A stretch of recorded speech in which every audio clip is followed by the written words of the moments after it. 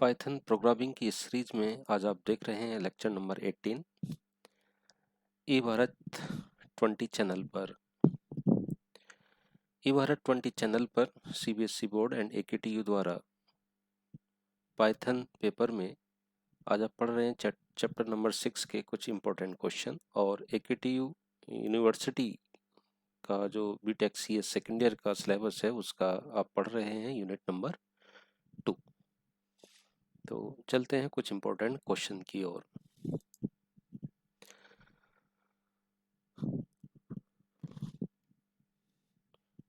बच्चों, यहाँ पर आप पढ़ रहे हैं पाइथन प्रोग्रामिंग का लेक्चर नंबर 18, जो कि CBSE board class 11th and AKTU BTech second year chapter number 6 and unit number 2 को इम्पोर्टेंट क्वेश्चन के बारे में आइए डिस्कस करते हैं। पहला क्वेश्चन है, find out the output of the following code. हमें जो कोड सामने दिया गया है इसका हमें आउटपुट बतलाना है कि क्या आउटपुट आएगा। तो सबसे पहले हम प्रोग्राम को अच्छे से रीड करते हैं, और रीड करने के बाद फिर थिंक करते हैं, सोचते हैं कि इसका आउटपुट क्या आने वाला है।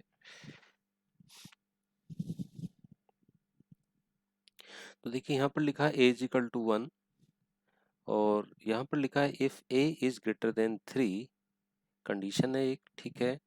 अगर a की वैल्यू 3 से बड़ी होती है तो यहाँ पर तो a की वैल्यू 1 है, तो ये कंडीशन तो यहीं पर फेल हो गई। जब ये कंडीशन यहीं पर फेल हो गई, यानी ये कंडीशन फेल हो चुकी यहीं पर, तो हम इसके अंदर तो जाएंगे नहीं, नहीं जाएंगे, ठीक है। तो ये तो है आउटर इफ और ये है इसका इनर इफ। हम कहाँ जाएंगे? सीधे इफ पार्ट पर, यहाँ पर जाएंगे।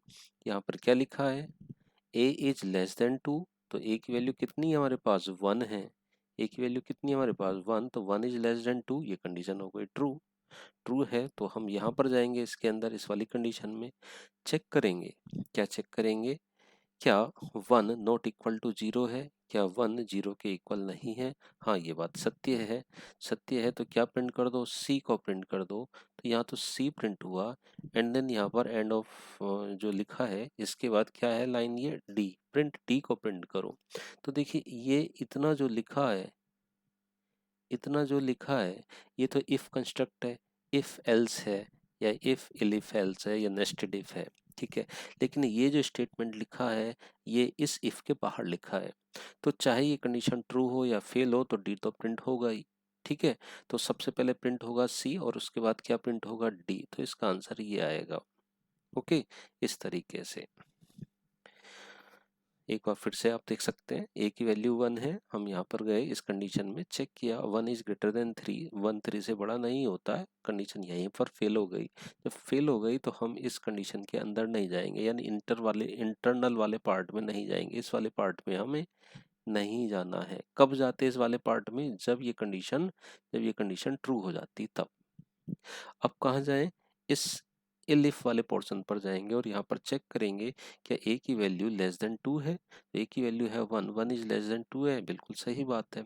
तो सही बात है तो इसके अंदर आइए, यहाँ पर चेक करिए 1 नॉट इक्वल टू 0, क्या 1 0 के इक्वल नहीं है? हाँ, ये बात भी सत्य है। सत्य है तो किसको प्रिंट करेंगे? c को प्रिंट कर दीजिए, तो c प्रिंट हो गया। और एंड का मतलब ये होता है कि लाइन एंड हो गई, अब आप यहाँ से प्रिंट कर सकते हैं। तो नेक्स्ट लाइन कौन सी मिल रही है हमें? ये वाली। तो हमने इसका आंसर यहाँ पर लिख दिया सी एंड डी, इस तरीके से। तो ये तो हुआ आउटपुट। इसका आउटपुट क्या आया है? इस लाइन का आया है सी डी। ओके, नाउ आइए देखते हैं इधर सी पार्ट जो लिखा है इसका आंसर क्या होगा।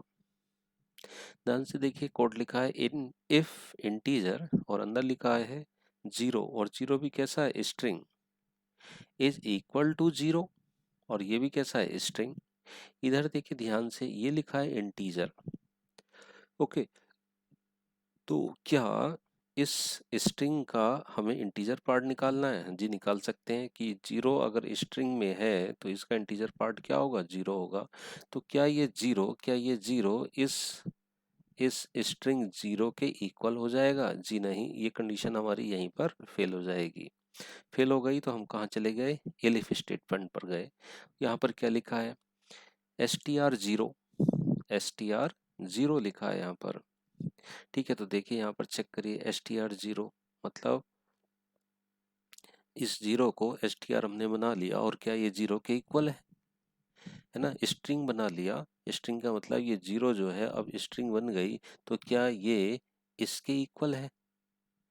जी नहीं, ये एक स्ट्रिंग है, ये भी एक स्ट्रिंग है, लेकिन ये कुछ और है, ये कुछ और है ना। तो ये भी हमारी कंडीशन फेल हो गई। तीसरी कंडीशन पर आते हैं, इफ str0।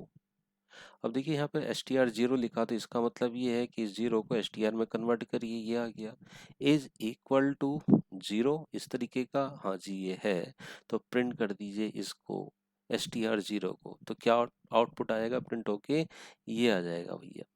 ठीक है, आउटपुट क्या आ जाएगा? ये। तो इसका आउटपुट आएगा भाई ये वाला, ये। अब ये जो आपको 0 दिखाई दे रहा है, इसको हमने 0 को किस में कन्वर्ट कर लिया? स्ट्रिंग में। तो ये स्ट्रिंग आएगा यहाँ पर। अगर आप इसका टाइप प्रिंट कराओगे तो क्या आएगा? स्ट्रिंग। तो ये था इस कोड का आउटपुट जो कि 0 है। ओके, ये कोड आपको समझ में आ गया होगा। नाउ बात करते हैं पार्ट बी की। इस वाले पोर्शन पे आते हैं। देखो कोड वही लिखा है, सेम कोड सेम वही लिखा है, लेकिन कुछ इसमें चेंज होगा। चलो देखते हैं। इफ इंटीजर 0, 0 स्ट्रिंग है, इस 0 स्ट्रिंग को हमने इंटीजर में कन्वर्ट किया है, नहीं 0 इज इक्वल टू 0। अरे पहली कंडीशन हमारी क्या हो गई? ट्रू हो गई। पहली कंडीशन ट्रू हो गई तो क्या प्रिंट हो जाएगा? 0। तो सीधे से क्या प्रिंट आएगा? 0 आंसर आएगा, और यहाँ पर कहीं जाने की जरूरत है ही नहीं। तो आउटपुट क्या आ गया हमारा? 0। आउटपुट क्या आ गया बेटा हमारा? 0 आ गया। ना यहाँ पर देखिए डी पोर्शन को देखते हैं। इफ 20 इज लेस देन 1, तो क्या 21 से छोटा है? कंडीशन यहीं पर क्या हो गई? फेल हो गई। एंड पर जाने की जरूरत नहीं है, फिर हम कहाँ जाएंगे? इफ पर जाएंगे। यहाँ पर चेक करो, देखो यहाँ पर एंड पर क्यों नहीं गए? एंड जो ऑपरेटर है, एंड ऑपरेटर जो है, ये क्या काम करता है? जब दोनों कंडीशन ट्रू हो जाती है, यानी 1 1 पर रिजल्ट 1 देता है। तो जब हमारी पहली कंडीशन फेल हो गई तो रिजल्ट तो इसका 0 आने वाला है। ठीक है, तो अब मैंने इसलिए डायरेक्ट ये कह दिया कि आगे जाने का कोई मतलब नहीं है, चाहे भले से ही ये वाली कंडीशन ट्रू हो जाए, लेकिन रिजल्ट क्या आएगा भाई? उसका फॉल्स आएगा। ओके, चलो सेकंड कंडीशन पर चेक करते हैं। 20 इज ग्रेटर देन 10, हाँ जी ये बात सही है, और फॉल्स। और लगा है यहाँ पर, या तो ये ट्रू हो जाए या ये वाला ट्रू हो जाए। तो ये तो हो गई ट्रू, और ये है फॉल्स, है ना। ये फॉल्स लिखा है, फॉल्स का मतलब 0 से है। तो 1 और 0, 1 और 0 का रिजल्ट क्या आता है? 1 आता है, क्योंकि और ऑपरेटर क्या रिजल्ट देता है? 1। तो यहाँ पर आ गया 1। तो 1 आ गया, तो क्या आंसर आ जाएगा? हाय, इस तरीके से आ जाएगा इसका आंसर। ये हमारा आउटपुट होगा। ओके, इस तरीके से। तो ये था हमारा क्वेश्चन नंबर 1 जो हम समझ चुके हैं। बच्चों ये जो आप लेक्चर नंबर 18 देख रहे हैं, ये कुछ इंपॉर्टेंट क्वेश्चन है। ऐसे कम से कम ऐसे 30 क्वेश्चन आपके पास आएंगे। और आप जिस भी क्लास में हैं, चाहे आप 11th क्लास में हैं या बीटेक के सेकेंड ईयर में हैं, आपके लिए ये क्वेश्चन जो है इम्पोर्टेंट है। ये आपके एग्जाम में पूछे जा सकते हैं। ठीक है, चाहे आपका यूनिट टेस्ट हो या आपका क्लास टेस्ट हो, तो ये ऐसे क्वेश्चन जो है आपके क्वेश्चन पेपर में हो सकते हैं। तो आप इनको अच्छे से तैयार कर लें और अपनी जो है प्रैक्टिस इसमें बढ़ाएं। चलिए क्वेश्चन नंबर 2 की ओर चलते हैं। देखो क्वेश्चन नंबर 2 क्या कहता है। क्वेश्चन नंबर 2 ये कहता है, write a program to find the roots of a quadratic equation. भाई ये क्वेश्चन जो है बच्चों को बहुत परेशान करता है। क्वाड्रेटिक इक्वेशन का कैसे सॉल्व करें? जब भी इसका नाम आ जाता है तो हमें बड़ी परेशानी होती है कि भाई ऐसा क्वेश्चन हम कैसे सॉल्व करें। हमसे क्या पूछा जा रहा है? Root of a quadratic equation. भाई अब एक जो साइंटिस्ट थे हमारे पंडित श्रीधराचार्य, उन्होंने एक फार्मूला बना के दिया था कि आप किसी इक्वेशन के फैक्टर कर सकते हैं। अगर आपको फैक्टराइजेशन आता है तो फैक्टर कर सकते हैं। अगर आपको फैक्टराइजेशन नहीं आता तो एक उन्होंने फार्मूला बना के दिया कि आप इस फार्मूले से उस इक्वेशन के रूट निकाल सकते हैं। ठीक है, वो फार्मूला क्या दिया उन्होंने? वो फार्मूला ये दिया, -b plus minus under root b² minus 4ac upon 2a दे दिया। अब इस फार्मूले से आप किसी भी इक्वेशन के फैक्टर को निकाल सकते हैं। ओके, तो ये जो फार्मूला हमें इस क्वाड्रेटिक इक्वेशन में यूज करना है। ठीक है, अब देखिए बात करते हैं क्वाड्रेटिक इक्वेशन होती कैसे है। तो क्वाड्रेटिक इक्वेशन जो बच्चों होती है वो इस फॉर्मेट में होती है। किस फॉर्मेट में? ये होती है quadratic equation, A x square plus B x plus C is equal to 0। ये होती है हमारी क्वाड्रेटिक इक्वेशन, जिसमें वेयर जो ए है वो क्या नहीं होना चाहिए, 0 नहीं होना चाहिए। तो इसको हम क्वाड्रेटिक इक्वेशन बोलते हैं। ठीक है, जैसे मैं लिख दूं इस तरीके से, 4x² प्लस 9x प्लस 5 के फैक्टर निकालिए।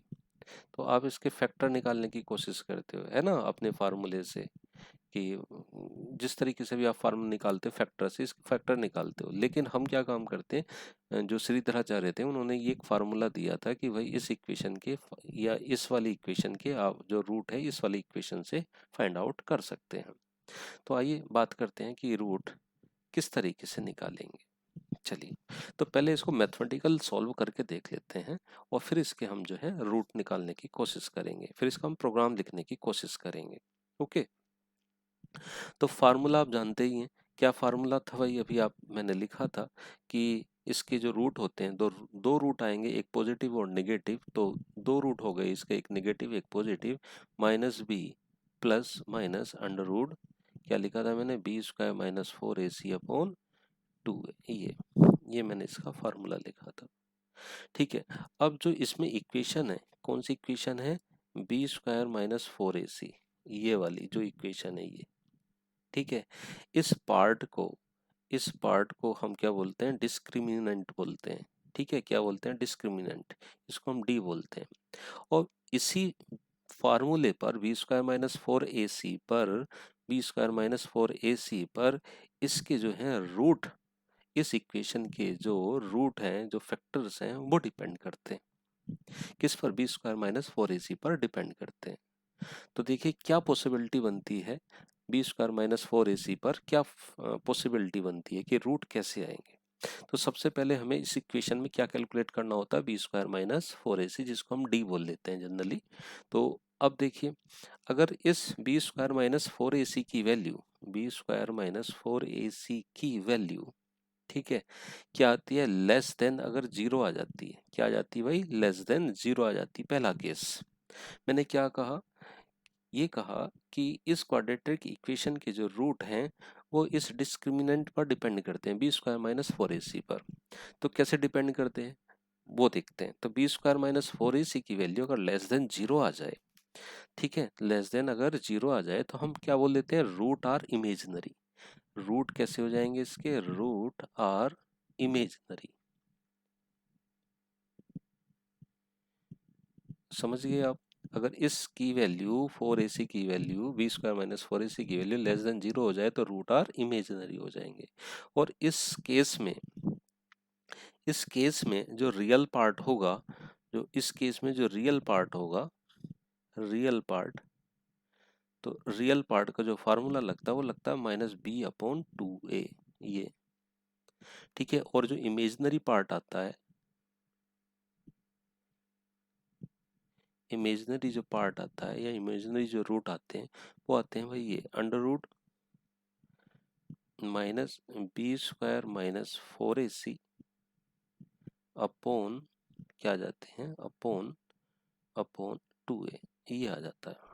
ठीक है, तो अगर लेस देन 0 आ जाए तो ये रूट होंगे कौन से, रियल पार्ट ये होगा और इमेजिनरी पार्ट ये होगा। क्लियर। अब चलो केस नंबर 2 देखते हैं, केस नंबर 2।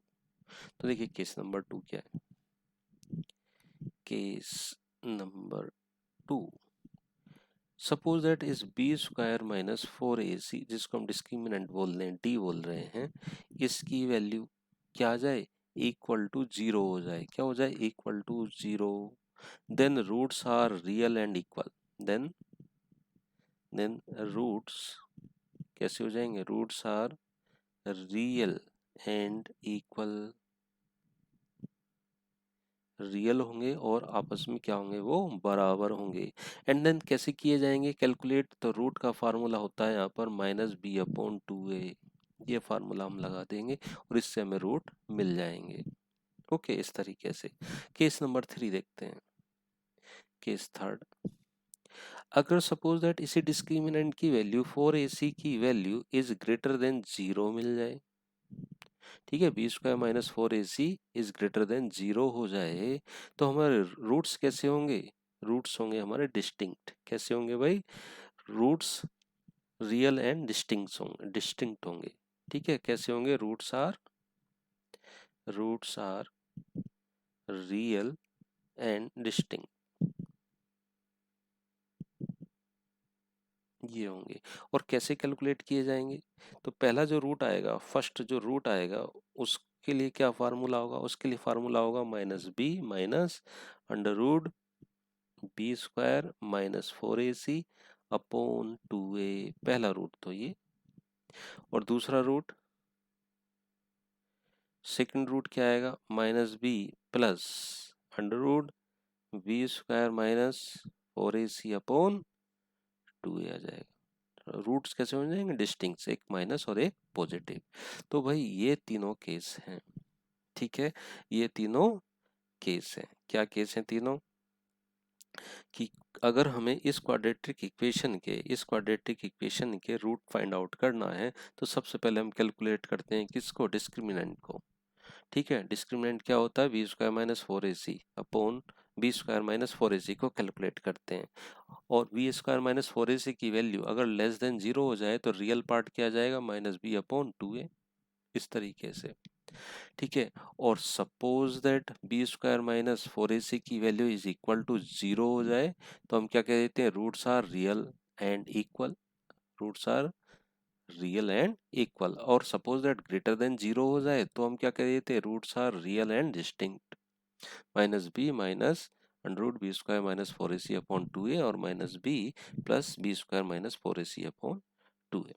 तो ये मैथमेटिक्स पूरा समझ में आपको आ गया होगा। तो पूरे का पूरा जो क्वेश्चन है वो इसके ऊपर डिपेंड है, बस इसके ऊपर। इसको हम कैलकुलेट करते हैं एंड देन रूट इसके फाइंड आउट कर लेते हैं। चलो अब इसका प्रोग्राम लिखते हैं भाई। ठीक है, चलो प्रोग्राम कैसे लिखते हैं वो भी देखो। तो मैं यहाँ से इसका लिख देता हूँ प्रोग्राम। तो सबसे पहले हमें क्या लेना होगा जरा ये भी बताइए आप। क्या इनपुट करना होगा हमें? हमें इनपुट कराना होगा क्या? क्या जैसे इक्वेशन क्या थी हमारे पास? इक्वेशन ये थी भाई कि हमारे क्वाड्रेटिक इक्वेशन थी a x square plus B x plus c. तो हमें इनपुट क्या क्या लेना पड़ेगा इसमें? इनपुट तो इनपुट लेना पड़ेगा हमें ए को, इनपुट लेना पड़ेगा बी को, इनपुट लेना पड़ेगा हमें सी को। इन तीन वैल्यू को हम इनपुट लेंगे। तो चलो प्रोग्राम लिखते हैं। तो सबसे पहले लिखिए यहाँ पर ए और लिखिए इंटीजर। ठीक है, या इंटीजर भी मत लो तो यहाँ पर क्या ले सकते हो आप? फ्लोट वैल्यू ले सकते हो। तो फ्लोट वैल्यू ले लो। चलो फ्लोट इनपुट और यहाँ पर लिखिए प्लीज एंटर वैल्यू ऑफ ए। आप ए की वैल्यू इनपुट करा दीजिए। हो गई वैल्यू ऑफ ए की इनपुट। नाउ ऐसे हम बी की लिखेंगे। B is equal to float input, क्या लिखेंगे भाई? Please enter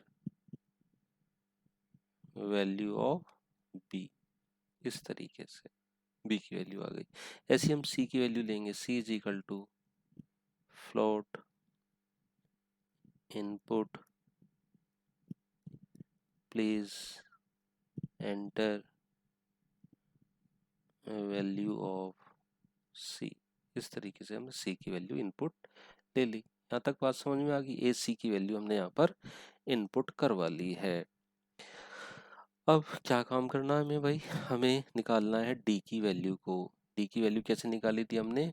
B square minus 4ac से। तो इसको हमें निकालना है। तो इसको कैसे लिखेंगे भाई हम?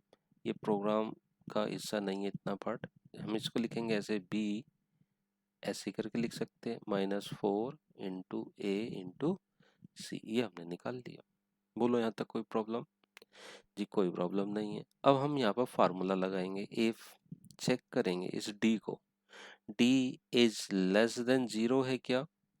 अगर डी की वैल्यू लेस देन 0 मिलती है तो देखो ये वाली कंडीशन देखो, कौन सी? पहली वाली कंडीशन, ये वाली value is less than zero लिखा है यहाँ पर, इज लेस देन जीरो, तो जीरो है तो रूट कैसे होंगे? इमेजिनरी होंगे। और फार्मूला क्या लिखिएगा रियल पार्ट के लिए? -b/2a, और इमेजिनरी के लिए लग जाएगा ये। तो चलो अपने प्रोग्राम में लिखते हैं इसी को। इफ डी की वैल्यू लेस देन जीरो आ जाए तो रियल पार्ट कैसे कैलकुलेट होगा? तो यहाँ पर लिख लो real underscore part is equal to, क्या फार्मूला था? -b/2a, -b/2 इंटू a, ऐसे करके हमने लिख दिया, हो गया कैलकुलेट। इसको चाहो तो एक ब्रैकेट में लिख लो। ओके, नाउ इमेजिनरी पार्ट तो मैंने ऐसे लिख दिया, img part is equal to, क्या फार्मूला था img पार्ट का भाई? पार्ट का फार्मूला क्या था? तो देखो पार्ट का फार्मूला क्या था भाई, ये था फार्मूला आपका, अंडर रूट में -b² -4ac/2a। तो देखो इस अंडर रूट को क्या मैं ऐसे लिख सकता हूँ यहाँ पर, ऐसे देखो, माइनस तो ठीक है, तो b को मैं ऐसे लिख सकता हूँ, 4 को ऐसे, a को ऐसे, c को ऐसे, ठीक है, और इसकी पावर क्या 1/2 को 0.5 लिख सकते हैं ऐसे करके, ठीक है जी, लिखा जा सकता है। या फिर आप मैथ फंक्शन का यूज कर लें, मैथ डॉट SQRT, ऐसे करके मैथ डॉट SQRT फंक्शन का यूज कर लें और उसके अंदर ये फार्मूला लिख दें। ठीक है, तो चलो हम इसको लिख देते हैं।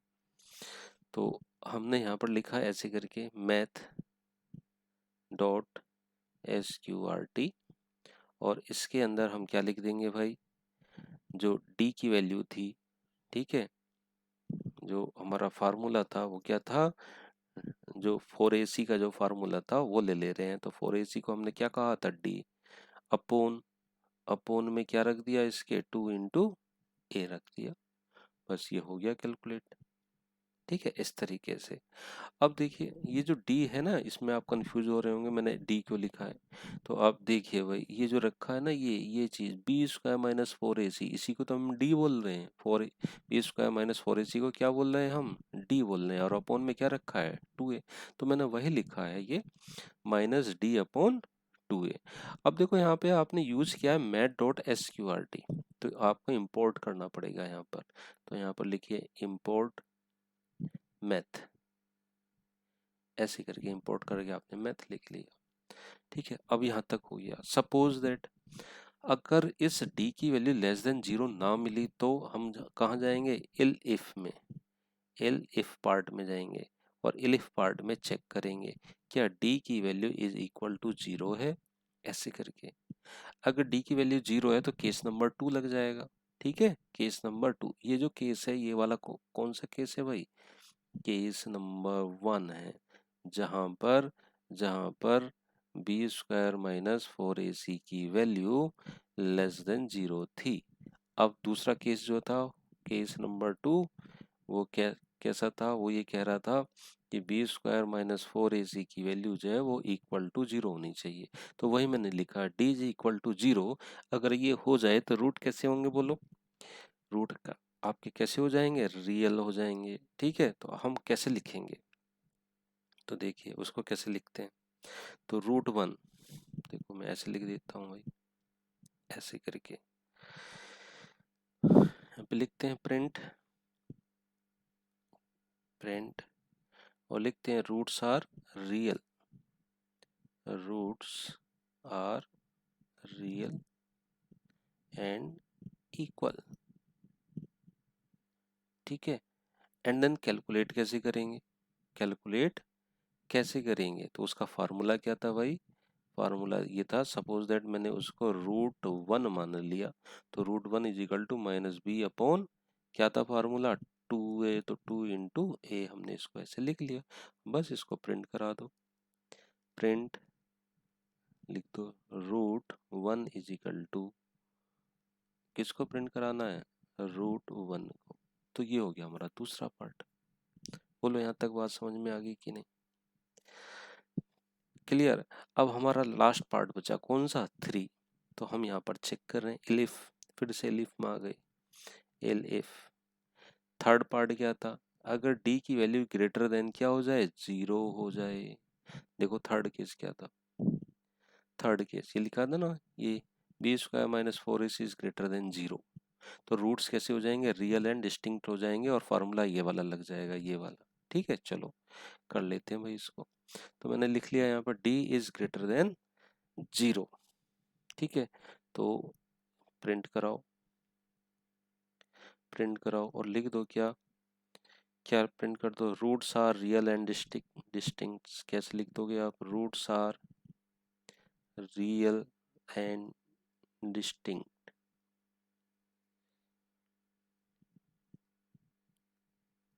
ठीक है, कैसे कैलकुलेट करेंगे उसका फार्मूला, कैसे कैलकुलेट करेंगे, तो root one is equal to, कैसे कैलकुलेट करेंगे भाई, तो देखो क्या लिखा था, माइनस बी। ठीक है, माइनस बी माइनस लिखा था माइनस मैथ, मैथ फंक्शन का यूज कर रहे हैं, एस क्यू आर टी, ये लग गया एस क्यू आर टी। ठीक है, और डी अपोन क्या लिख देंगे हम, 2a, डी अपोन 2a, इस तरीके से 2 इंटू ए ऐसे करके। क्लियर, इस तरीके से हमने इसको लिख दिया। चाहो तो आप इसको एक ब्रैकेट में लिख लो ऐसे करके, चाहो तो आप इसको इस तरीके से एक ब्रैकेट में लिख लो ऐसे करके, क्योंकि सबके अपॉन में 2a आ जाएगा, अदरवाइज ये इतने के बटे में 2a चला जाएगा। ये हो गया यहाँ तक। ऐसे ही आप रूट 2 को लिखोगे, root 2 is equal to minus B plus, अब क्या आ जाएगा, प्लस दूसरा। ठीक है, क्या लिखोगे, math dot S Q R T. ठीक है, ब्रैकेट में लिखो डी। ठीक है, इसको एक ब्रैकेट में ले लो ऐसे करके, अपॉन क्या हो जाएगा, 2 मल्टीप्लाइड बाई ए, ये दूसरा आ गया। हो गया यहाँ तक क्लियर। नाउ अब बस प्रिंट कराना रह गया, तो यहाँ पे लिखो प्रिंट, किसको प्रिंट कराना है, रूट 1 को, तो रूट वन प्रिंट हो जाएगा। ऐसे प्रिंट कराओ किसको, रूट 2 को, रूट 2, तो यहाँ पर रूट 2 प्रिंट हो जाएगा। ठीक है, तो ये हो गया हमारा थर्ड केस। ये वाला पार्ट जो है ये कौन सा भैया, हमारा थर्ड केस, केस 3, ये 3 केस हो गया। अब हमारा एल्स पार्ट आएगा लास्ट में। एल्स पार्ट में हम यहाँ पर सीधे लिखेंगे प्रिंट क्या, इक्वेशन इज नॉट वैलिड। ठीक है, equation is not valid, and then ये इसका पूरा प्रोग्राम बन गया। तो ये प्रोग्राम बच्चों आपको समझ में आया होगा किस तरीके से हम इसको बनाते हैं। बस समझने वाली बात ये है कि क्वाड्रेटिक इक्वेशन जैसे ही नाम आता तो बच्चों के मन में पता नहीं क्या हो जाता कि नहीं हमसे नहीं कैलकुलेट होगा, इसका प्रोग्राम कैसे बनाएंगे। ऐसा कुछ भी नहीं है। ठीक है, ऐसा क्यों नहीं है कि भाई आप जानते हो, जब सपोज दैट कोई इक्वेशन ऐसे लिख दी है, 9x² प्लस 36x+4, और मैं कहूँ इसके फैक्टर करो, इसके क्या करो, फैक्टर करोगे, तो ऐसे ही करके इसके 2 फैक्टर आ जाएंगे, फैक्टर 1 और फैक्टर 2। आप ऐसे ही करके कैलकुलेट करोगे। अब इन्होंने क्या काम किया, जो श्रीधराचार्य थे उन्होंने एक फार्मूला बनाया। क्या फार्मूला बनाया कि minus B plus minus b² - 4ac upon 2a से भी आप इसके क्या कर सकते हो, फैक्टर निकाल सकते हो। ठीक है, तो इस फार्मूले का यूज करके इन्होंने इसके फैक्टर निकाल दिए।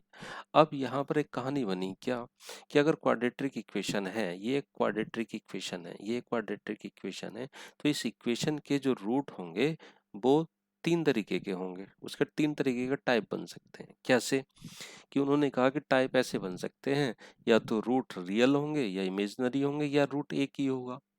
ठीक है, इस तरीके से।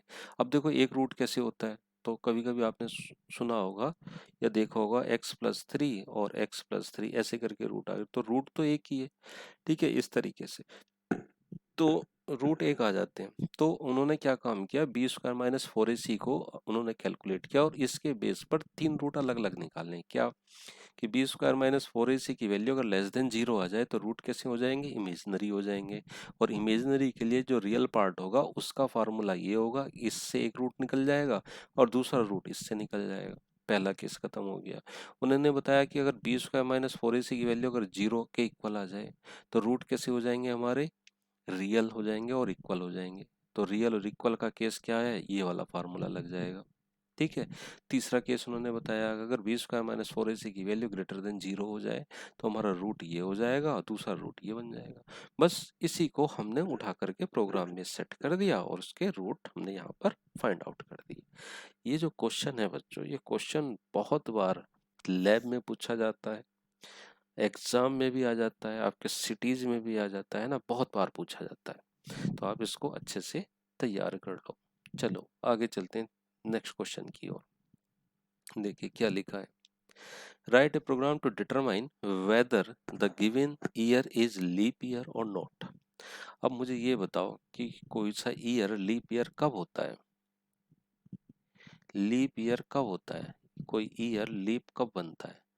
तो ठीक है, देखिए लीप ईयर बनने के लिए कंडीशन देखिए, जब किसी ईयर को अगर हम 4 से डिवाइड कर दें, इसका रिमाइंडर लें, वो इक्वल टू आ जाए क्या, 0 आ जाए।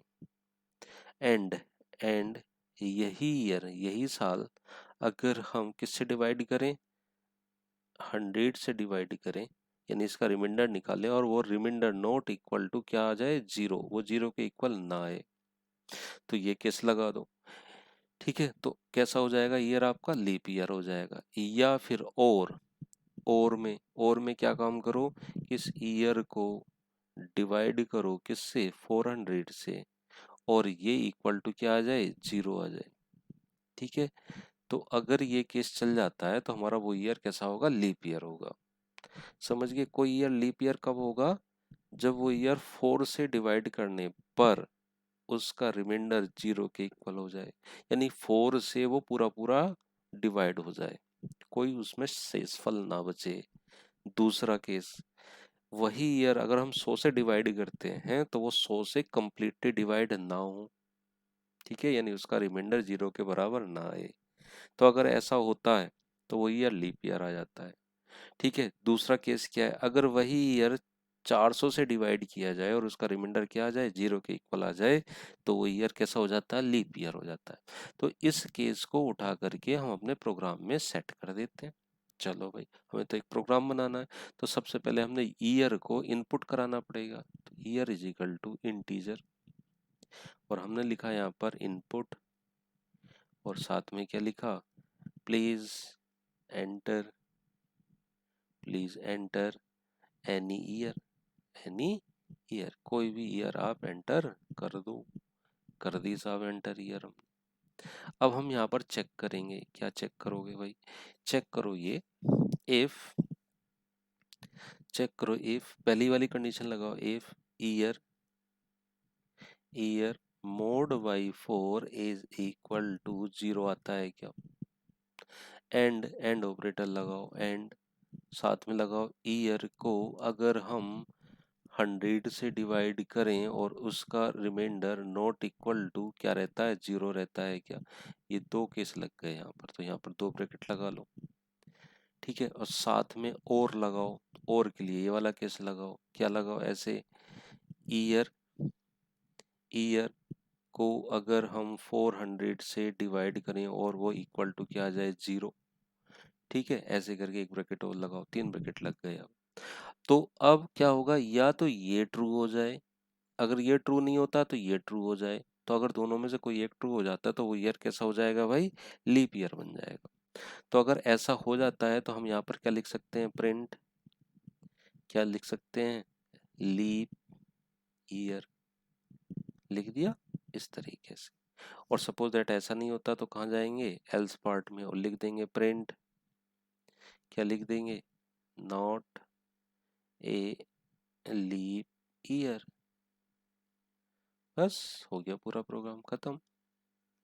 क्लियर। अब देखो चेक करते हैं इसको, सपोज दैट ईयर की वैल्यू, सपोज दैट ईयर की वैल्यू कितनी जाए, दे दी जाए, ये दीजिए 2000 दे दी जाए, तो चेक करो क्या 2000 लीप ईयर है। तो चेक करते हैं क्या 4 से 2000 डिवाइड किया जाए तो इसका रिमाइंडर 0 आएगा।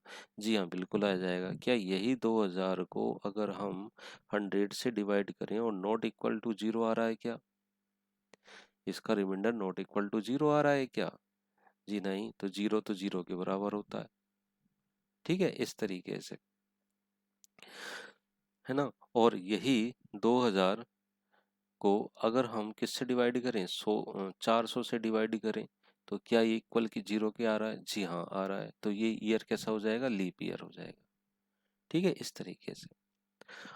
और अगर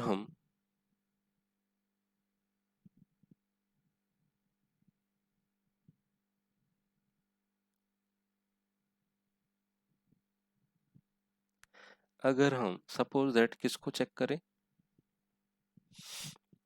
2018 को चेक करें, 2018 को चेक करें, तो 2018 को अगर हम 4 से डिवाइड करें, 2018 को अगर 4 से डिवाइड करें, तो क्या इसका रिमाइंडर 0 के इक्वल आता है?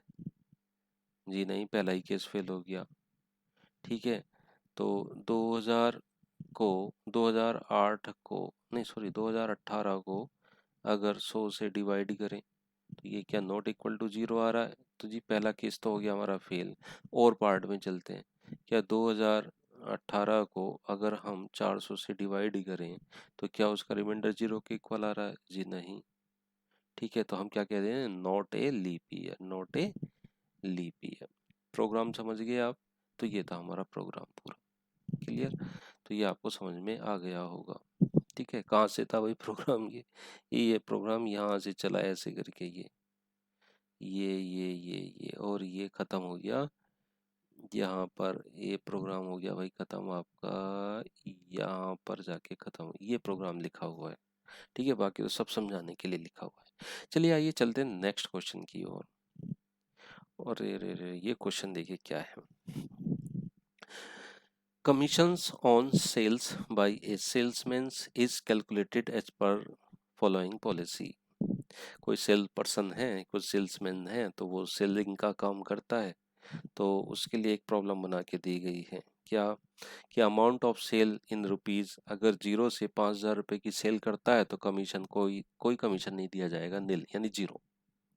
दूसरा केस देखिए, अगर 5001 से 10,000 के बीच में या 10,000 तक सेल करता है तो कितना परसेंटेज है? 5% कमीशन मिल जाएगा। तीसरा केस देखिए, 10,001 से लेके 15,000 तक करता है तो 7.5 का उसको रेट मिलेगा कमीशन का। और 15,001 रुपया से लेकर के 20,000 तक करता है तो 9% का। और ग्रेटर देन 20,000 कर देता है तो 10% का उसको क्या मिल जाएगा? कमीशन मिल जाएगा। तो हमें क्या बनाना है? Write a program that accept sales made by a salesman and display the commission due. उसका कितना कमीशन बना, इसके लिए हमें प्रोग्राम निकालना है, बनाना है। तो हमें सबसे पहले क्या एंटर लेना पड़ेगा भाई? उसकी टोटल सेल लेनी पड़ेगी, भाई उसने कितने रुपए की सेल करी। उस सेल के बेस पर हम उसका कमीशन सेट करेंगे। जैसे मैंने 700 रुपए की सेल करी, तो 700 रुपये चेक करो 0 से 5000 के बीच में। हाँ जी है, लेकिन उसका कमीशन क्या रहेगा? नील रहेगा। मैंने कहा कि मेरी सेल तो 6,000 रुपये हुई, तो 5,001 से लेकर के 10,000 के बीच में आ गई 6,000, तो कितना? 5%। लेकिन 0 से 5,000 तक तो कोई मिलेगा ही नहीं, 5,000 से ऊपर मिलेगा। तो 6,000 में से 5,000 तो घटा दो, तो 5,000 घटा दिया, 1,000 बचा, तो 1,000 पर 5% मिलेगा। ठीक है, इस तरीके से। सपोज दैट मैंने तो सेल भाई 12,000 की करी, तो 12,000 कैटेगरी कौन सी है? ये वाली। 10,001 से लेके 15,000।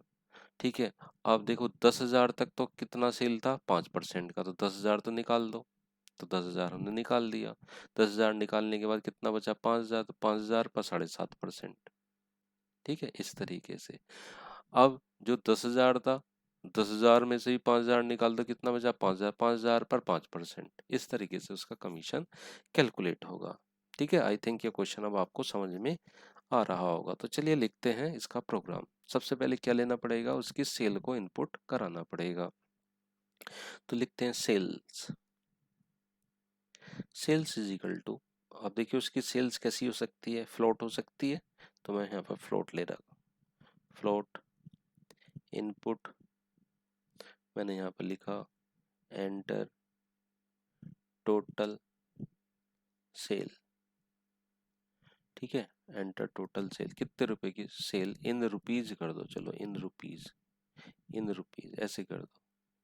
ठीक है, ये ले लिया मैंने सेल। अब यहाँ पर चेक कराना पड़ेगा, इफ ऐसे करके इफ चेक कराओ इसकी सेल जो है वो क्या sale less than equal to 5,000 रुपये है, ऐसे करके चेक किया।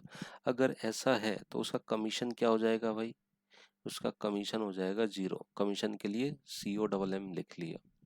अगर सपोज दैट ऐसा नहीं है तो एलसिफ में जाओ, और एलसिफ के लिए क्या लगा देते हैं हम, इफ लगा देते हैं। इल तो ये वाला और इफ ये वाला, ठीक है, इस तरीके से। तो हम क्या लिख देंगे यहाँ पर, इल इफ, ठीक है, इस तरीके से हमने लिख दिया इल इफ।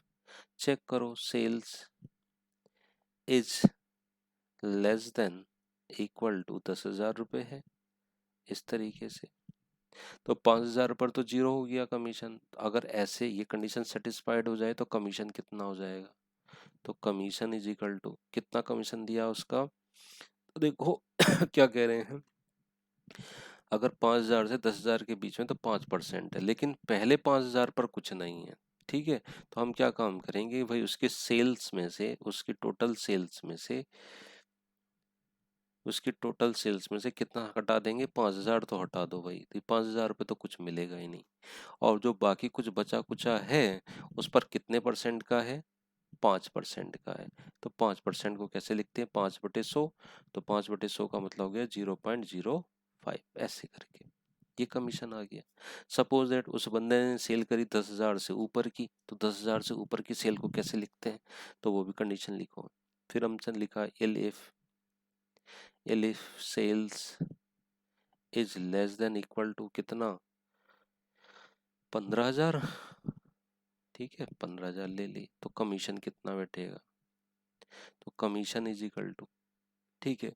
तो कमीशन कैसे निकालें भाई, तो देखो कमीशन कैसे आएगा, अगर सेल उसकी 10,000 रुपये होती, अगर यहाँ पर सेल उसकी, यहाँ पर सेल उसकी, यहाँ पर एग्जांपल बता रहे हैं, यहाँ पर सेल है उसकी अगर 10,000 रुपये होती, ऐसे करके, तो 10,000 माइनस 5,000, ठीक है, और मल्टीप्लाइड बाई 0.5, तो ये कितना आ जाता, 5,000 मल्टीप्लाइड बाई 0.5, तो ये कितना आ गया, 5 पंजे 25, और आगे लग गए 3 जीरो, और यहाँ पर 0.05, 0.05 ऐसे करके, ठीक है। तो ये आ गया उसका 250 रुपये, 0.05 है ये, ठीक है, इस तरीके से। तो कितना आ गया, 250 रुपये। तो भाई पहले 5,000 पर तो 250 रुपये ये मिल जाएगा, ठीक है। साथ में हमें क्या घटाना पड़ेगा अब, सेल्स में से, सेल्स में से कितना घटा दो, 10,000 रुपये घटा दो, सेल्स में से हमने 10,000 रुपये घटा दिया, ठीक है, और मल्टीप्लाइड करा दिया उसको कितने से, अब 0.075 से। क्यों, क्योंकि वो ये कह रहा है कि इसकी परसेंटेज अब कितनी है, 0 पॉइंट, ये है 7.5%। समझ गए आप, इस तरीके से। तो इसकी हमने यहाँ पर सेल्स ले ली। अब देखिए नेक्स्ट, नेक्स्ट क्या काम करेंगे भाई, अब सपोज दैट उसकी सेल जो 15,000 से ज़्यादा हो गई, तो 15,000 से ज़्यादा हो गई तो ऊपर आओ, ऊपर आए, तो यहाँ पर हमने एल इफ लगाया, एल इफ सेल्स चेक करी, sales is less than equal to 20,000 है क्या, 20,000 के बराबर या 20,000 से कम है, तो कमीशन, कमीशन कितना आया, तो देखो 250 रुपये तो ये पहला चल रहा, प्लस यहाँ से जितना बैठा होगा वो, तो 250 में ये जोड़ दो, तो 250 में जब इसको जोड़ दोगे तो कितना बैठेगा भाई, ये बैठेगा आपका 625 रुपये।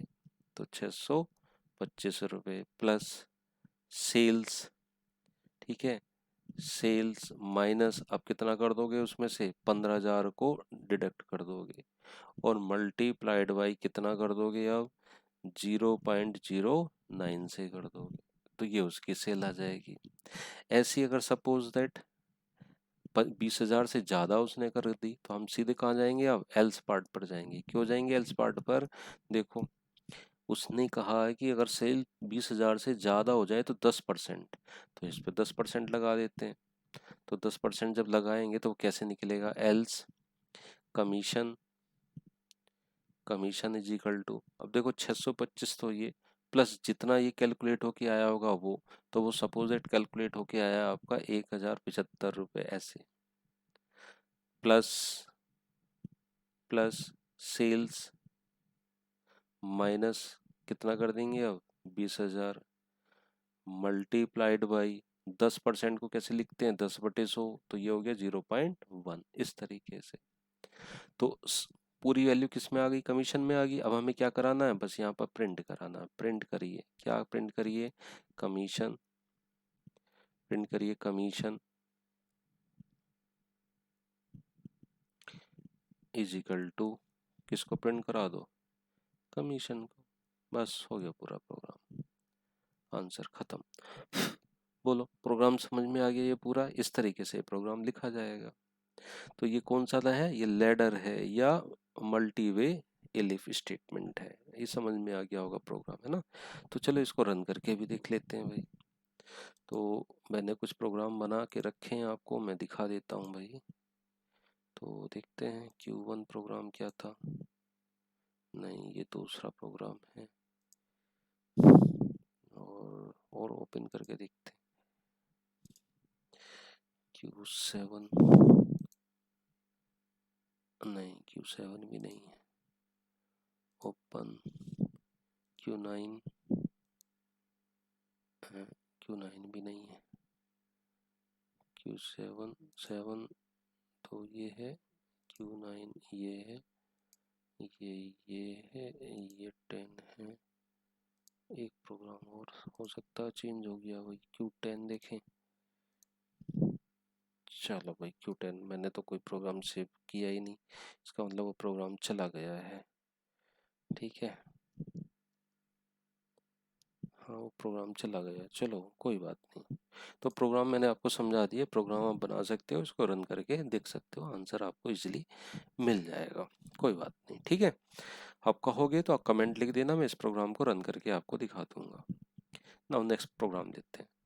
Write a program that accept marks of 5 different subjects, calculate the total marks and percentage of the marks and display the message according to the range of percentage given in table।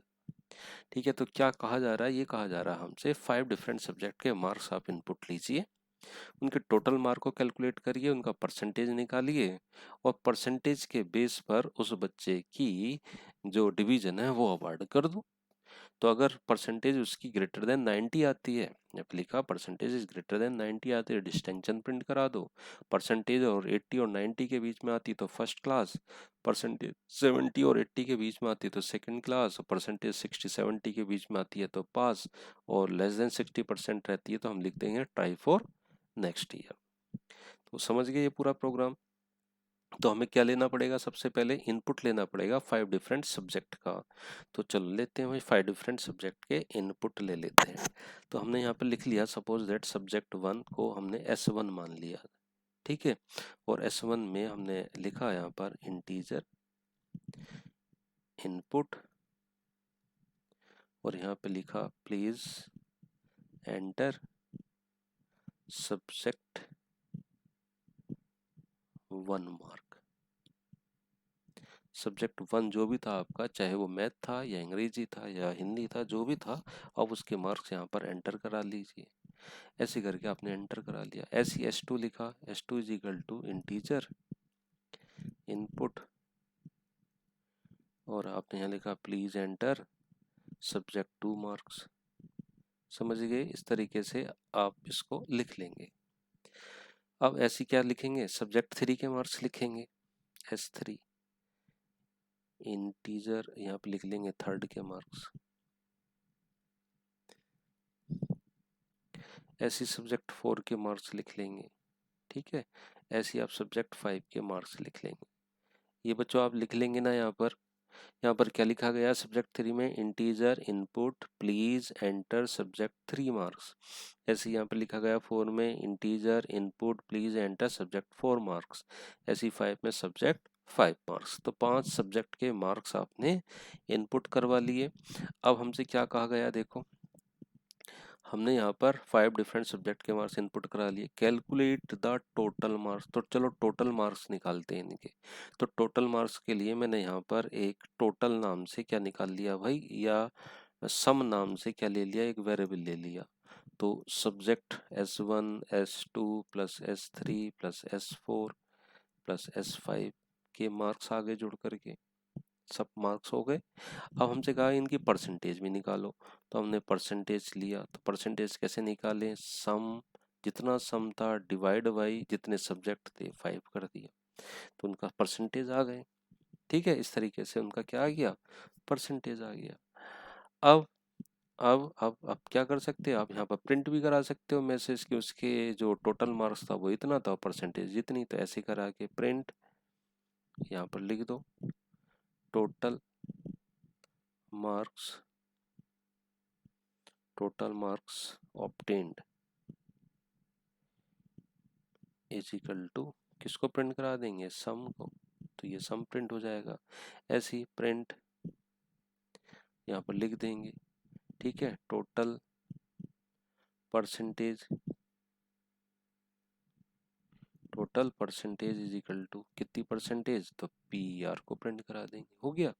अब हमें तो उसकी division award करानी है, क्या award करानी है, division, और डिवीजन किस पर बेस पर होगी, इस परसेंटेज पर होगी। तो यहाँ पर हम फार्मूला लगाते हैं अपना, चलो लगाते हैं, इफ फार्मूला लगाते हैं परसेंटेज। ठीक है, अब क्या परसेंटेज थी देखो टेबल में, परसेंटेज ये थी अगर ग्रेटर देन 90 हो और इक्वल टू 90 हो तो डिस्टिंक्शन प्रिंट करानी, तो चलो लगा देते हैं percentage is greater than equal to, ठीक है, कितना 90% है, तो हम यहाँ पर लिख देंगे प्रिंट डिवीजन, डिवीजन कौन सी, डिस्टिंक्शन प्रिंट करा दो, डिवीजन कौन सी प्रिंट हो जाएगी भाई, डिस्टिंक्शन।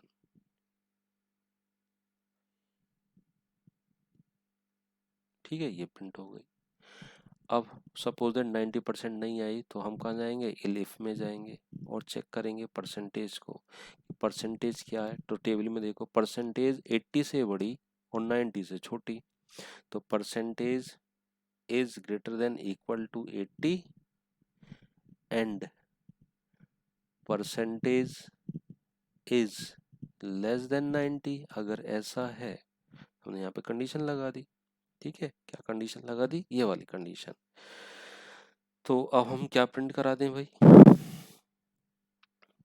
एलसिफ अगर ऐसा है तो हम क्या प्रिंट करा दें, प्रिंट करा दो क्या, division is equal to first, first division. ठीक है, इस तरीके से हमने प्रिंट करा दी, बात समझ में आ गई। अब सपोज दैट ऐसा भी नहीं हुआ, तो इफ परसेंटेज, अब देखो कंडीशन क्या लिखी हुई फिर से, परसेंटेज ग्रेटर देन 70 और लेस देन 80। ठीक है, तो हम यहीं पे कंडीशन लगा रहे हैं, percentage is greater than equal to 70 है एंड किससे, परसेंटेज इज लेस देन 80 है। अगर ऐसा है तो हम यहाँ पर क्या प्रिंट करा देंगे, print division, division is equal to second, ये आ गया। ठीक है, चलो अब थर्ड कंडीशन देखो, क्या कह रहे हैं भैया 60-70 पर पास कराना है, तो यहाँ पर एक इफ और ले लो, if percentage is greater than equal to 60 and, ठीक है, यहाँ पर एक ब्रैकेट और आएगा and percentage is less than 70। ठीक है, इस तरीके से अगर ऐसा है तो प्रिंट करा दो क्या, division, division is equal to क्या है भैया, वो सिर्फ पास है और कुछ नहीं है। और सपोज दैट ऐसा नहीं है तो एल्स केस में जाओ, क्योंकि अब तो लेस देन 60 पर क्या है, ट्राई फॉर नेक्स्ट ईयर है, तो एल्स पर क्या प्रिंट करा दो, यहाँ पर प्रिंट और लिख दो try for next year, next year. तो बच्चों ये चीज़ आपको समझ में आ गई होगी, ये पूरा प्रोग्राम हमने बना लिया है। सपोज दैट, सपोज दैट अगर बच्चा अपनी परसेंटेज देता है कि मेरी तो 78% आई है, तो 78% पर कहाँ जाएंगे, चेक करो, क्या 78% ग्रेटर देन 90 है, जी नहीं है। चेक करो क्या नेक्स्ट कंडीशन में, क्या परसेंटेज 80 से बड़ी है, जी नहीं है। यहाँ पर चेक करो क्या परसेंटेज 70 से बड़ी है, हाँ जी है। क्या 80 से छोटी है, हाँ जी है। तो क्या प्रिंट हो जाएगा उसका, सेकेंड डिवीजन, क्या प्रिंट हो जाएगी, सेकेंड डिवीजन। ओके, इस तरीके से। तो ये था आपका प्रोग्राम बच्चों, जो कि आपको समझ में आ गया होगा। आइए चलते हैं नेक्स्ट क्वेश्चन की ओर। देखिए क्या है, write a program to determine whether the given number is positive, negative और इक्वल टू जीरो। सिंपल सा क्वेश्चन है, चलो करते हैं भाई सॉल्व। तो हमने सबसे पहले नंबर ले लिया, नंबर इंटीजर इनपुट, और यहाँ पर लिखा हमने एंटर एनी नंबर। ठीक है, इस तरीके से ले लिया। अब हम चेक कर रहे हैं इफ, क्या चेक कर रहे हैं, number is equal to zero. अगर ऐसा है तो यहाँ पर लिखा दो print number is equal to zero, equal to zero लिख दिया। इफ में जाओ, इफ चेक करो number is greater than zero है, नंबर क्या जीरो से बड़ा है, तो लिख दो प्रिंट नंबर इज पॉजिटिव। भाई जीरो से अगर कोई नंबर बड़ा होगा तो वो पॉजिटिव ही तो होगा। ठीक है, और एल्स में जाओ और सपोज दैट ना तो वो जीरो के बराबर है ना वो जीरो से बड़ा है, तो जाहिर सी बात है वो कैसा नंबर होगा, नेगेटिव। तो प्रिंट लिख दो नंबर इज नेगेटिव। बस हो गया, ये इसका आंसर है। तो ये प्रोग्राम भी आपका सॉल्व हो गया, ये भी आपको समझ में आ गया होगा। चलिए नेक्स्ट प्रोग्राम की ओर चलते हैं। हाँ जी, given three numbers determine whether they can form side of a triangle. बहुत ही इंपॉर्टेंट क्वेश्चन है बच्चों, और अच्छे से इसको समझो। ठीक है, हमें क्या दे रखी है, तीन साइड दे रखे हैं, तीन नंबर दिए दे रखे हैं, और ये पता करना है क्या ये जो तीन नंबर्स हैं, क्या इन तीन नंबर से ट्राइंगल फॉर्म हो जाएगा, क्या ट्राइंगल बन जाएगा। जैसे सपोज दैट एक नंबर है ए, एक नंबर है बी, एक नंबर है सी। मैंने दिया एक नंबर वन, एक नंबर टू, एक नंबर थ्री। मैंने कहा कि क्या इस वैल्यू से हमारा ट्राइंगल बन जाएगा। तो हम सपोज दैट ऐसे ही कर लेते हैं। अगर सपोज दैट हम ए को ये मान के चलते हैं कि ए लाइन हमारी ये है जो 1 सेंटीमीटर की है, हमने कहा कि बी लाइन जो है वो 2 सेंटीमीटर की है, तो बी लाइन ये हो गई भाई 2 सेंटीमीटर की। 2 सेंटीमीटर यानी ए से बड़ा होगा, तो ऐसे करके लगा लो ए से बड़ा हो गया। हमने कहा सी जो है वो 3 सेंटीमीटर, तो वो ए से भी बड़ा होगा बी से भी बड़ा होगा, तो वो सपोज दैट ऐसे हो गई 3 सेंटीमीटर ऐसे करके। तो क्या ये ट्राइंगल बन गया हमारा। ठीक है, ये 3 सेंटीमीटर है, ये एक है और ये दो है, तो ट्राइंगल तो बना नहीं।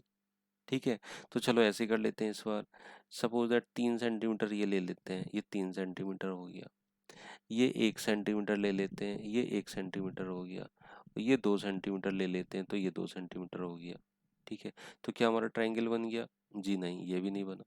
तो चलो इस बार ऐसे कर लेते हैं कि 2 सेंटीमीटर लेते हैं, ये 2 सेंटीमीटर है, ये 1 सेंटीमीटर है ऐसे करके, और ये हमारा 3 सेंटीमीटर है। तो क्या ये दो है, ये एक है, ये तीन, तो क्या ट्राइंगल बन गया, जी नहीं। तो हमें ये चेक करना है कि वो कंडीशन क्या है जिसके बेस पर हम ये बता दें कि कोई ट्राइंगल बन जाता है या नहीं बनता है। तो कैसे बनाएंगे ट्राइंगल को, ये हमें यहाँ पर चेक करना है। ओके, तो क्वेश्चन आपको अच्छे से समझ में आ रहा होगा कि हमें क्या करना है क्वेश्चन में। तो चलो क्वेश्चन को सॉल्व करते हैं। तो भाई कंडीशन इसमें ये होती है चेक करने के लिए कि हमें ये बताया गया है कि a प्लस बी यानी किन्हीं दो साइड का योग बड़ा होना चाहिए किससे, थर्ड साइड से। तो एक कंडीशन तो ये बन गई a plus b is greater than c. ऐसे भी तो हो सकता है a plus C is greater than b, या ऐसे भी हो सकता है b plus C is greater than a। तो अगर ये तीनों कंडीशन सेटिस्फाइड होती हैं तो हम क्या कह सकते हैं, ट्राइंगल हमारा फॉर्म हो जाएगा। और नहीं होती तो हम क्या कह देते हैं, ट्राइंगल हमारा नहीं बनने वाला है। ठीक है, तो आइए इसका प्रोग्राम लिखते हैं। तो प्रोग्राम कैसे लिखा जाएगा, तो पहले तो मैं इसको इरेज करता हूँ।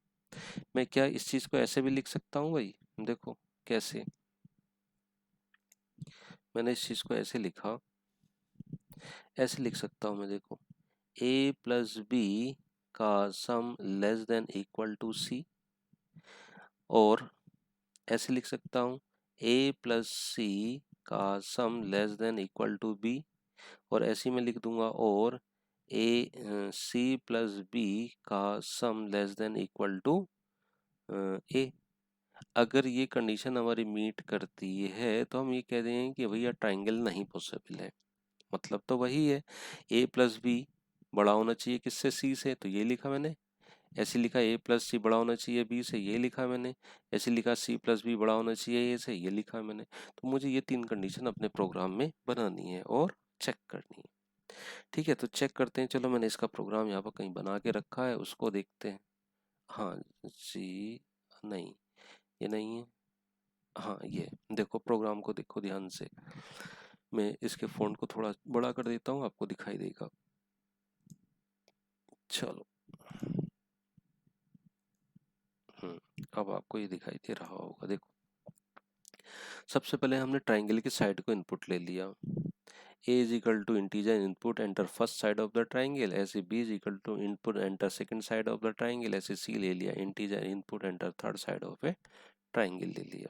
ओके, if चेक कर रहे हैं, देखो a plus b less than equal to c है। अगर ऐसा है तो हम क्या लिख देंगे, it can not makes a triangle. Elif में गए, a plus C is less than b है, तो हमने क्या लिख दिया, it can not makes a triangle. और थर्ड केस लगाया, b plus C is less than a है, it can not makes a triangle. और सपोज दैट ये कंडीशन फेल हो गई तो हम क्या लिख देंगे, ट्राइंगल इज पॉसिबल। ओके, इस तरीके से। तो चलिए चेक करते हैं, रन करा के देखते हैं। हमने लिखा एंटर साइड वन, पहली साइड वन दे दी, दूसरी साइड टू दे दी, तीसरी साइड थ्री दे दी। तो क्या मुझे बताओ कि अब 1 2 3 से ट्राइंगल बन जाएगा। एंटर करते हैं तो देखिए क्या लिखा, it can not make a triangle. इससे हम ट्राइंगल नहीं बना सकते। चलो दोबारा रन करके देखते हैं प्रोग्राम को। हमने कहा इस बार 3 इनपुट है, 4 इनपुट है, 5 इनपुट है, क्या इससे ट्राइंगल बन जाएगा। तो देखो हाँ, इससे बन जाएगा। आंसर क्या है, पॉसिबल। और रन करके देखो, मैंने कहा इस बार मेरी पास 5 है, फिर 3 है, फिर मेरे पास 9 है, तो क्या इससे ट्राइंगल बन जाएगा। तो लिखो, लिखा it can not makes a triangle. तो ये था हमारा क्वेश्चन। सिंपल सा क्वेश्चन है, किन्हीं दो साइडों का योग तीसरी वाली साइड से बड़ा होना चाहिए। किन्हीं दो साइडों का योग तीसरी वाली साइड से बड़ा होना चाहिए।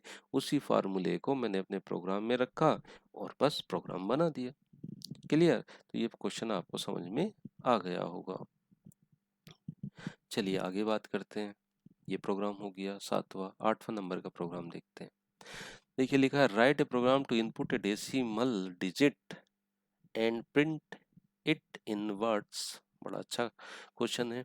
डेसिमल डिजिट लेनी है और हमें प्रिंट कराना है क्या, उसको वर्ड में। जैसे सपोज दैट आपने नंबर लिया 0, तो प्रिंट होके आना चाहिए ZERO। आपने 1 लिया तो 1 प्रिंट होके आना चाहिए, 2 लिया तो 2 प्रिंट होके आना चाहिए, ऐसे 3 लिया तो 3 प्रिंट होके आना चाहिए, इस तरीके से। ठीक है, तो इसका प्रोग्राम बना देते हैं। सिंपल सा प्रोग्राम है, चलो जल्दी से बनाते हैं। यहाँ पर एक नई फाइल ले लेते हैं, ठीक है, इस तरीके से यहाँ पर प्रोग्राम बना देते हैं। तो एक यहाँ पर हम डिजिट ले रहे हैं, DIGIT, digit is equal to, ठीक है, इंटीजर और इनपुट। और हमने लिखा यहाँ पर please enter any digit, please enter any digit, ऐसे मैंने इसको लिख लिया। बस अब मुझे यहाँ पर चेक कराना सीधे सीधे, if digit is equal to 0 है तो क्या मैं ऐसे लिख दूं, प्रिंट जीरो, ZERO 0, ऐसे लिख दिया। ओके, समझ में आ गया होगा। नाउ अगर 0 नहीं है तो इलिफ लगाओ, इलिफ, फिर चेक करो डिजिट इज इक्वल टू 1 है क्या, ऐसे है। तो क्या प्रिंट करा दूं मैं इसको, प्रिंट कराओ किसको, 1 को, 1 प्रिंट करा दिया ऐसे। ओके, फिर मैं गया थर्ड केस पर, इलिफ,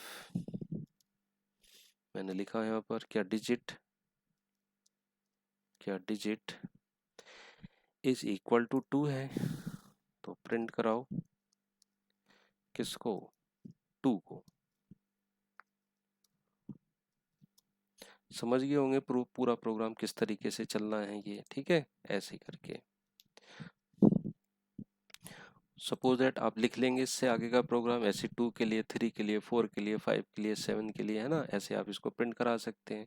और नहीं करा सकते तो वही मैं लो जल्दी से कर देता हूँ, कंट्रोल सी और यहाँ पर कंट्रोल बी। अरे ये कहाँ प्रिंट हो गया, ऐसे कंट्रोल बी, फिर मैंने यहाँ पर कंट्रोल बी कर दिया। ठीक है, तो 1 2 ये 3 हो गया, इसको 3 लिख दो, 3, इसको 4 लिख दो, 4 लिख दो, इसको 5 लिख दो, ऐसे 5 लिख दिया, इसको 6 लिख दो, ऐसे 6, तो इसको क्या लिख दो यहाँ पर 6। ठीक है, इस तरीके से 6 लिख दिया। और नेक्स्ट चलो आगे आप लिख लेंगे, तो एल्स में मैं इसको लिख दूं प्रिंट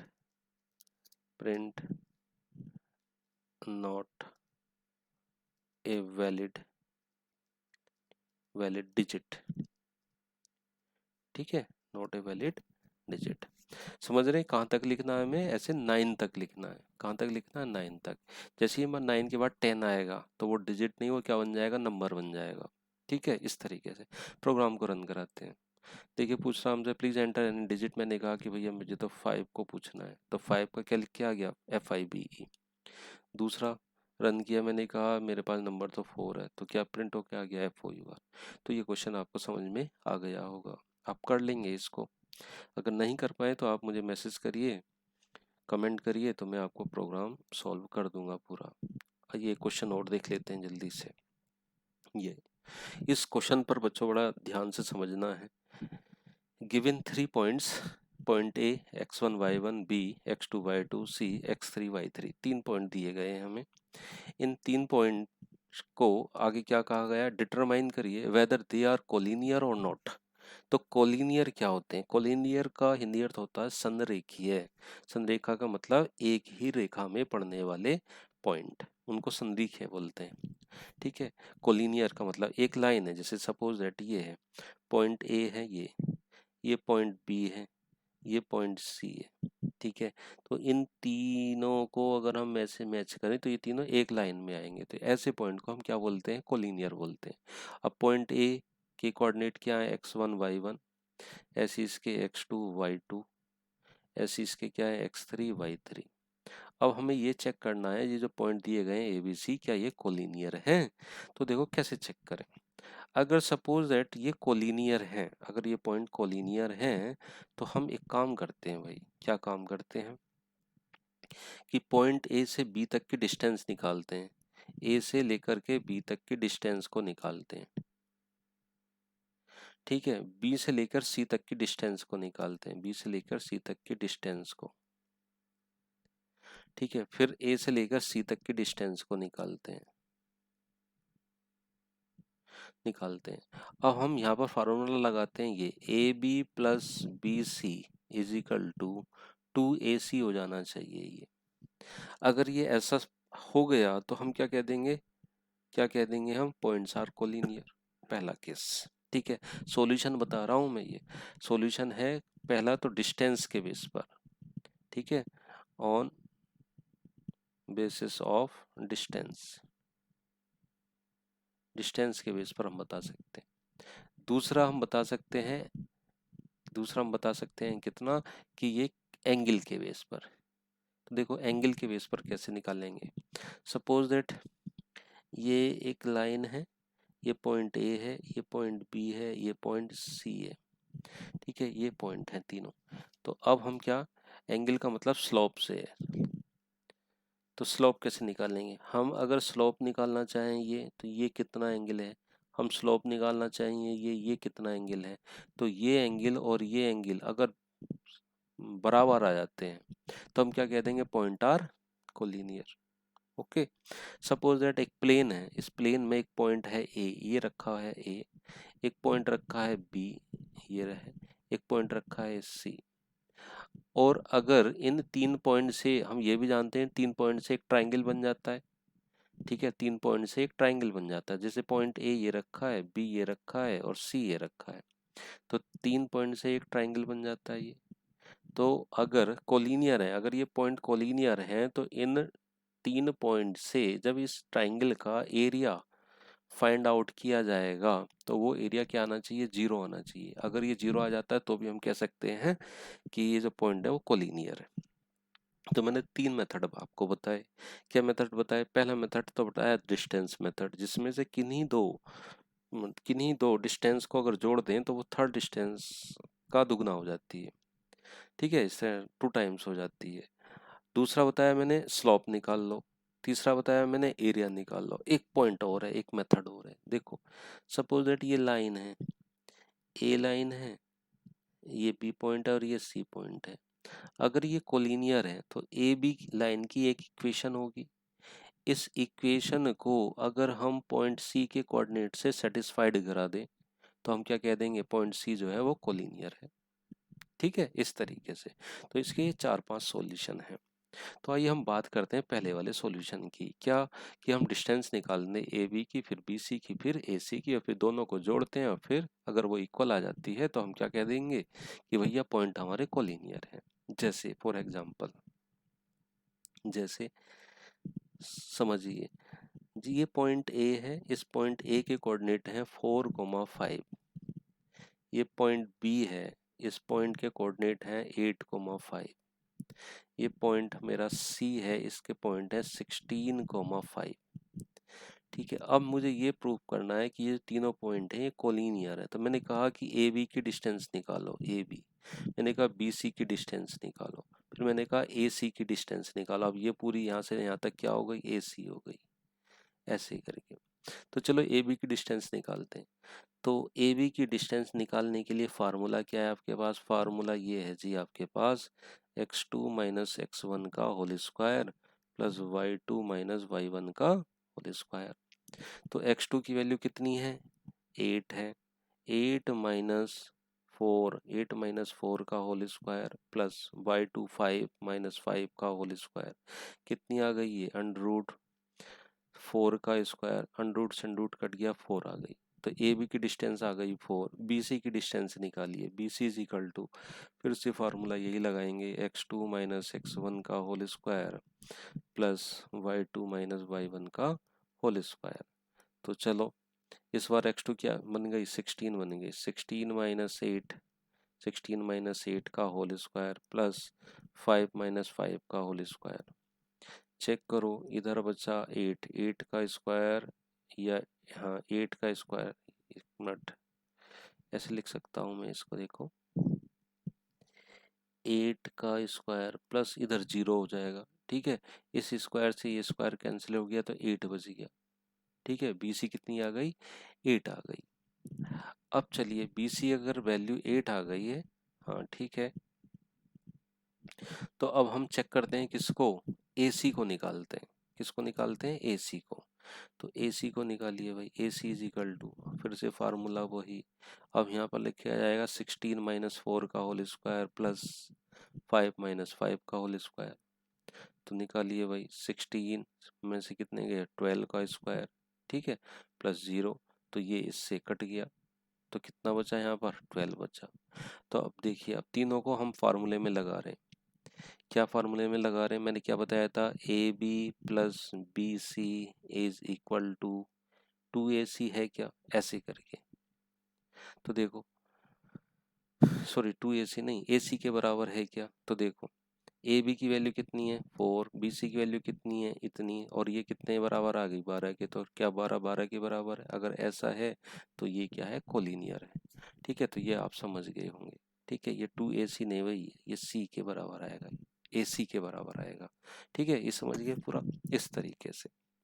और अगर मान लो स्लोप निकालना हो, स्लोप के बेस पर, तो इसको, अब तो यहाँ जगह भी नहीं बची भाई, चलो कोई नहीं, स्लोप के बेस पर निकालना हो तो कैसे निकालेंगे, यहाँ पर देख लो।